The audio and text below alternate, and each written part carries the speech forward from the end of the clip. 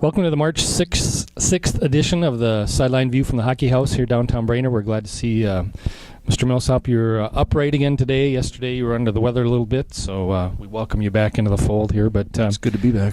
Tell us about the Crosby game on Tuesday night, the boys' game up there. I was pretty surprised that they got upset, but reading your story just sounds like they just went cold, and that was it, huh? Yeah, they just couldn't make a basket. They built a 7-point lead. I think it was 34 to, if you do the math, 34 to whatever it was. Then after that, Crosby just couldn't make a basket.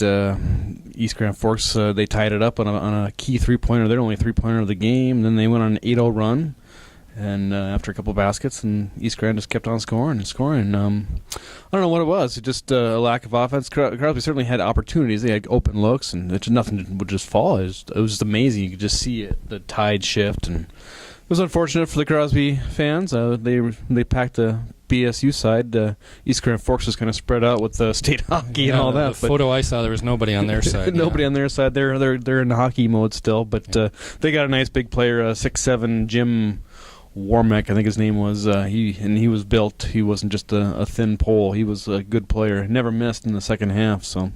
So yeah, they got a legitimate shot to go to state. Now they got Barnesville, who upset Perham on the other side. So surprised at that one as well. Yeah, so it's going to be a new Section 8 champion this year finally. So congrats to those two teams, and a nice season for Crosby boys. So.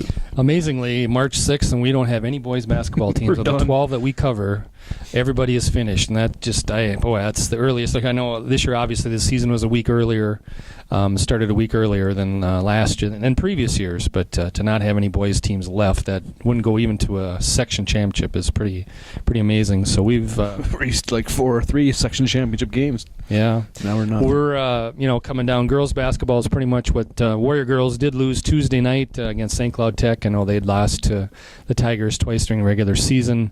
I thought Troy Nelson did a fabulous job coaching that team this year. They won 9 games, I believe it was. Last year, I think they only won 4. So, and like he alluded to in the story, they set a foundation here for hopefully for coming years to, start getting over 500 and getting in contention there. So, and they only graduate one senior. It's a good senior, Maria West, and she was definitely a good leader for them. But a lot coming back. So, have a big scorer coming back in Kylie Hirung. She finished, I think, with 23 the last game. So. They've got lots of good juniors coming back too, so should be. Hopefully Teddy Ramberg comes back healthy. Yeah, that would make it really a good year next year for them. So, girls basketball, we're coming down. I know it's early. We're in opening rounds or quarterfinal kind of things. We're thinking Staples Motley has a shot to continue Pequot Lakes and possibly Verndale. That's what I tweeted out last week. I said Pequot, I think it's for sure. I'm going to put some money on that if anybody wants to take me up on it.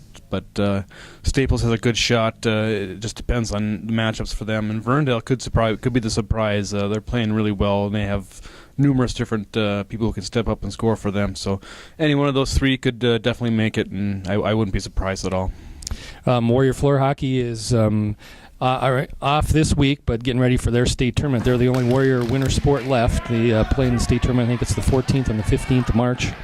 And so I think they've got they should be able to win some games down there. I think they've had a really nice year. I think they've had 7 shutouts this year. So scoring like crazy. And already on Monday, you can opening date of track and field practice and softball practice for spring sports if you want. I know it's break at BHS, but I'm not sure if they'll be starting their practices next week or not. But I'm pretty sure some of them will. So anyway.